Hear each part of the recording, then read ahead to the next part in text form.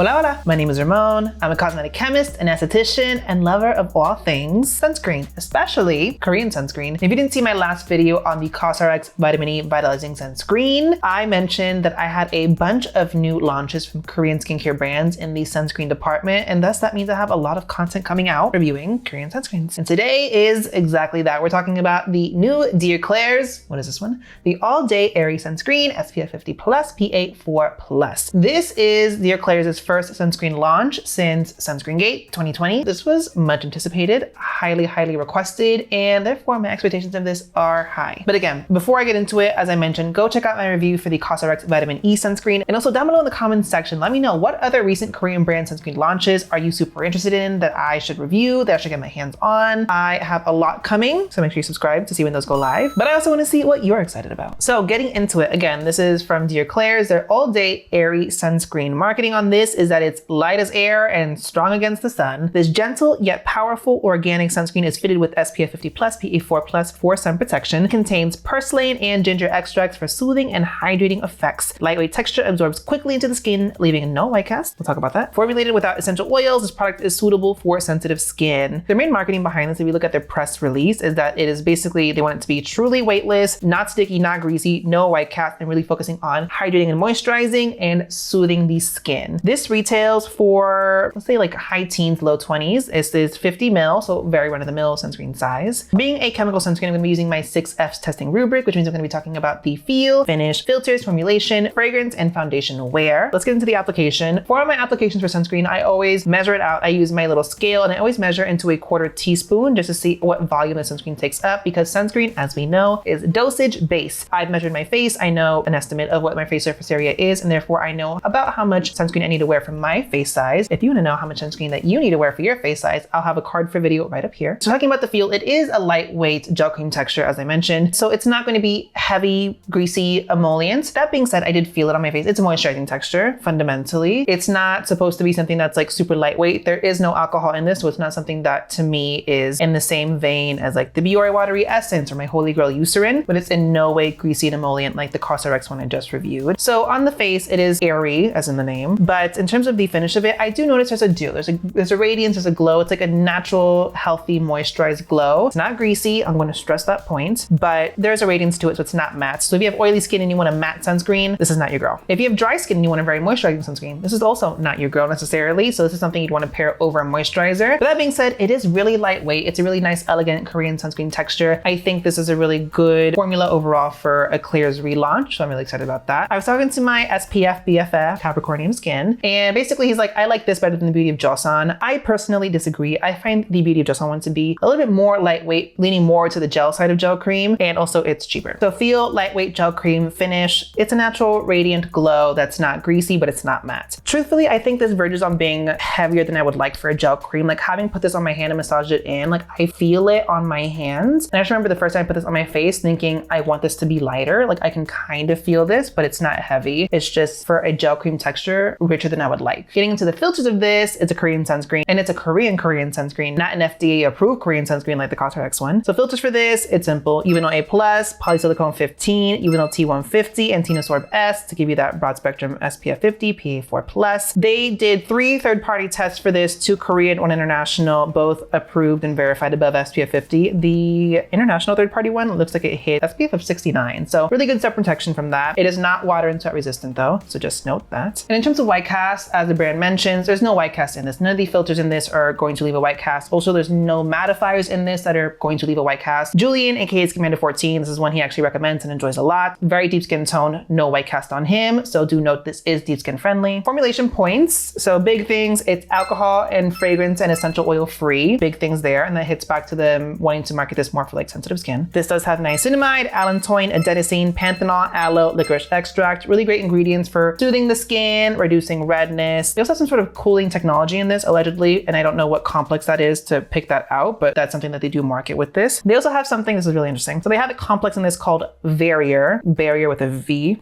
And that is a complex featuring 4 berry extracts: mulberry, goji berry, strawberry, and barberry. And what that is it's essentially like an antioxidant complex that also gives a little bit of a boost to the UVB protection. And this is also really funny. If you are able to look up a complex, like the brand discloses what it is, you can oftentimes get what the supplier's marketing is on it. And for Verrier specifically, they say that it offers circadian rhythm protection. They say it is a powerful clock controller to protect skin circadian rhythm from UVB. I don't know what that means. That is the biggest crock of like pseudoscience marketing. Like, I don't understand why that's part of the marketing for the complex, but it's in this to offer some antioxidant protection. And then as the brand discloses, there's also purslane, there's maca, which is like Peruvian ginseng essentially, and you're getting some more antioxidant benefits from that. And then some humectant. So fundamentally, like the brand's advertising, you have a lot of soothing ingredients, skin hydrating and moisturizing benefits in this as well. So it's not like this crazy ingredients list that could potentially cause irritation. So if you do have sensitive skin, this could potentially be a very good option. Skin is subjective though, so I'm not about to make those claims and tell you to go buy this for that reason. In terms of eye sting, here's the deal. I don't usually get stinging around my eye area. I'm not sensitive like that. But what I will say is after I applied this, I like went to rub my eye and sunscreen got in my eye and I was left like impaired for a good 5 to 10 minutes because of the sunscreen. Like it did burn in that regard, but I literally had to like put the sunscreen in my eye. Foundation wear, as I mentioned, this is a super lightweight texture. Like this melts into the skin really nicely and it doesn't leave a greasy finish. It doesn't feel like it's just sitting on the skin. So makeup goes on top of this beautifully. Having oily skin, I think this is a really good option to like nicely moisturize and prep the skin below makeup. This is also arguably really nice to reapply on top of makeup. The nice light gel cream texture is going to go on top of makeup really well. You're going to want a powder if you want a really matte finish, but it's not something that disrupts coverage or disrupts makeup wear throughout the day if you do want to reapply this on top of makeup. Really enjoyed that. And then fragrance, this is fragrance free. So in terms of what it actually smells like, this don't really got much of a smell. If anything, it smells a little bit like raw material-y, a little plastic-y, like synthetic-y, if that makes sense. If you've ever tried the Naturi like gel, water gel, it smells exactly like that to me. It's just a very like plasticky synthetic smell. So I don't smell like a sunscreen, which is actually a plus to me. Would I prefer a scent? Always. But if you don't like fragrance in your products and you also don't like them to smell like anything, period, a good option. So my final thoughts on the Klairs All Day Airy Sunscreen. This is a good sunscreen, objectively. I would give this like a good